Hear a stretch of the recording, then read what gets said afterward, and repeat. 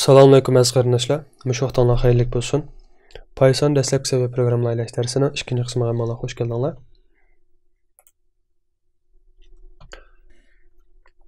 Ko'rayotganinglardek, biz 5 kun ilgari darsimizning birinchi qismini e'lon qilgan bu darsimizda Pythonningki qanday ekanligi, kimlar tarafidan chiqarilganligi va qandaq sohalarda xizmat olib boralaydigan haqida tafsiliy mazmunda so'zlagan edik. Hamda qaraydigan bo'lsak, 5 kun ichida 618 qarindoshimiz ko'ribdi. Bunun ichidan 85 qarindoshimiz bosh barmoq bosish orqali yoqtiribdi. Biz bu qadar bo'lishini o'ylamagan, haqiqatan xursand bo'ldik, xush bo'ldik, arzuqimiz chiqdi. Texim ko'p qarindoshlarimizdan foydalanish hammamiz o'zaro tarqitib qo'ysak, texim yaxshi bo'ldi. Qaraydigan bo'lsak, izohat qismida darsimizning PDF nusxasi va boshqa munosabatli ulanmalar bor edi.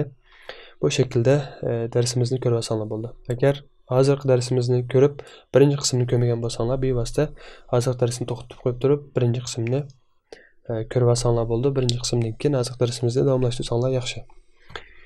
Shundan bir vaqtda yana inkas orqali bizni qo'llagan, quvvatlagan, yaxshi tilaklarni tilagan barliq qarindoshlarga ko'pdan ko'p rahmat aytaman.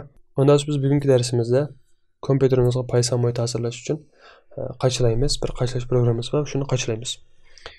Bunu qachlashdan ilgari kompyuterimizningki sistem nashrini ko'rib boqaylik. Bu yerdagi almaning logosi bosgandan keyin about this Mac degan bosamiz. Ochgandan keyin qarasanglar, sistemimizning ismi bu shaklda. Aslida version 10.13.6 deb chiqadi. Bu shaklda biz sistemimizningki qancha nashr ekanligini bilib oldik. Undan so'ng biz Google'ga chiqib, bu yerga Python deb izlaylik. Birinchisini ochgandan keyin qaranglar, birinchi ulanmani ochamiz. Ochgandan keyin bu yerda download deb bor. Bu yerda Windows, macOS deb bor.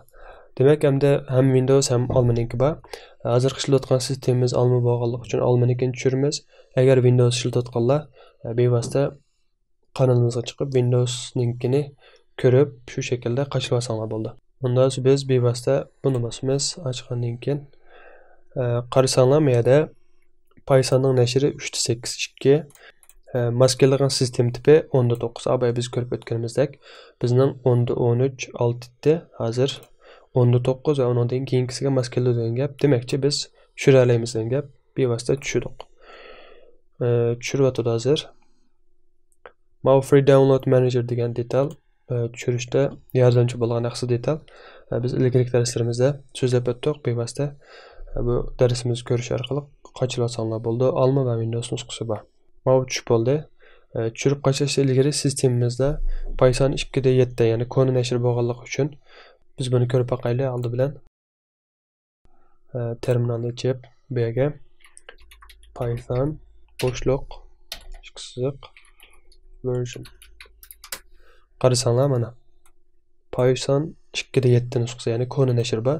Esinglarda bo'lsa, birinchi darsimizda biz Python 3 ni günimiz va shuni tavsiya qilamiz degan edik. Shunlashqa 3.8.2 ni qachilaymiz. Bu yerdan buningki asli uchda qaytib, bunu qo'shib bichib, mana shaklda chiqib olsa, tanishga kirib, mana bisib, buni bisib, bu yerdan shifrni kirgizgandan keyin normal shaklda open deb ochamiz. Bevosita balkim normal shaklda ochilishi mumkin, bevosita o shaklda qachilsanglar bo'ldi. Agar ichilmay qolsa, men hozir qilgandek mashg'ulotlarni qilish orqali qachilsanglar bo'ldi. Undan so'ng mana shaklda biz tizimlashtiramiz, keyin qadam. Mana shaklda qo'shilamiz. Undan keyin qachlaymiz. Bu yerda shifrni so'rdi, men shifrni kirgizay. Hozir qachilmayapti, ko'rayotganinglardek.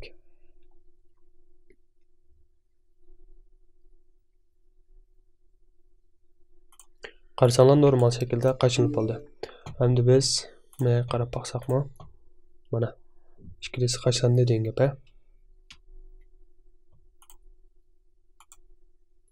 Bu yerni biz orqali oxirlashtirsak bo'ldi.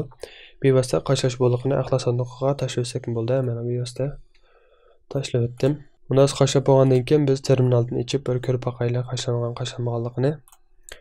Ochdik. Python 3 boshliq chiqsiq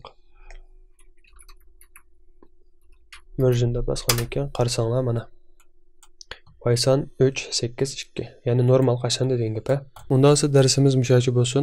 Texim ko'p qarindoshlarning foydalana olishi uchun darslarimizni o'zaro tavsiya qilib qo'yishni, texim yaxshi bo'lgan darslarni ishlay olishimiz uchun qonunimizga ergashishlar birga darslarimizga bosh barmoq bosish orqali yoqtirishni unutmag'aysizlar. Allohga omonat.